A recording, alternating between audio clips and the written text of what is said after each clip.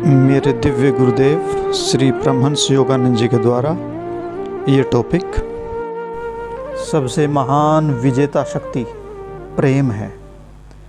कल्पना कीजिए, युद्ध के शस्त्र के रूप में वे कीटाणुओं से भरे हुए वाष्प को छोड़ने की बात कर रहे हैं, जो कि समस्त जन समुदाय को दुष्प्रभावित करेंगे, लाखों के लिए दीर्घ काल तक, बहुत लंबे समय तक पीड़ा देने वाली मृत्यु का कारण बनेंगे। वे लोग ऐसे घातक विनाशकारी यंत्रों को बना रहे हैं, बायो वेपन्स, परंतु इसकी अपेक्षा वे प्रेम का हथियार विकसित नहीं करते, जो सारी घृणा, सारी नीचता अथवा स्वार्थ को मनुष्य के हृदय से नष्ट कर सकता है। युद्ध में प्रत्येक पक्ष सदैव दूसरे पक्ष के कार्यों को विवाद का कारण बताकर दोषारोपण करता है, परंतु याद रखिए, आप एक हाथ से ताली नहीं बजा सकते। इसके लिए आपके पास दो हाथ होने ही चाहिए। यह सत्य है। कुछ लोग अथवा राष्ट्र, देश कभी कभी दूसरों की अपेक्षा अधिक बुरे होते हैं, परंतु जो अच्छे हैं उन्हें बुराई पर विजय प्राप्त करनी चाहिए। बुराई द्वारा नहीं, अपितु अच्छाई के द्वारा। आपको लोगों से अवश्य प्रेम करना चाहिए, सभी का सम्मान करना चाहिए। कभी कभी यह बहुत कठिन होता है, मैं जानता हूँ। मैंने अपने शत्रुओं से प्रेम किया और मैं जानता हूँ कि मैं कभी भी किसी का भी शत्रु नहीं बनूँगा। मात्र विचार से ही मैं उन्हें नष्ट कर सकता था, परंतु मैंने ऐसा कभी नहीं किया और मैं ऐसा कभी नहीं करूँगा। बहुत सारे संतों के पास वह शक्ति थी।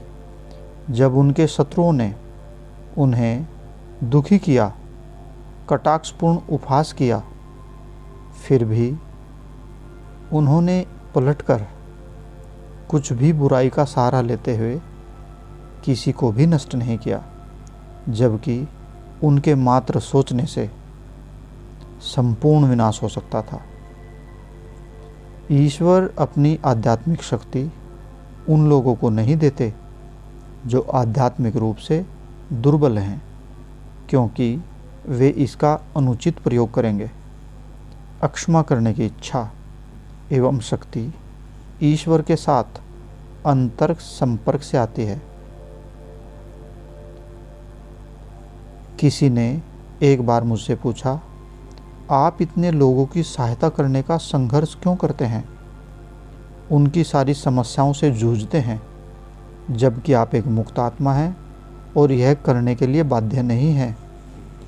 मैंने उत्तर दिया, ईश्वर ऐसा क्यों करते हैं? वे सारी पृथ्वी पर प्रत्येक प्राणी का पालन पोषण कर रहे हैं, जबकि वे इस कष्टप्रद सृष्टि से मुक्त हो सकते हैं। मैं ऐसा करता हूँ क्योंकि मैं उनकी इच्छा को जानता हूँ और क्योंकि मुझे भी उन लोगों की प्रगति देखने में जो प्रतिक्रिया दिखाते हैं तथा उनके हृदयों में ईश्वर के मंदिर का निर्माण करने में समर्थ होने पर अत्यंत प्रसन्नता मिलती है। इस विषय में आप ऐसे कितने कम लोगों को पाते हैं जो कि सच्चे हैं तथा जो मात्र आपके लिए ही आपके मित्र बनना चाहते हैं, और न कि इसलिए कि वे आपसे कुछ ले सकें। वे सच्ची आत्माएं सर्वाधिक आनंददायक हैं। समस्त धन संपत्ति से अधिक महान है सच्ची मित्रता, वो मित्र जो आपसे कुछ भी नहीं चाहता।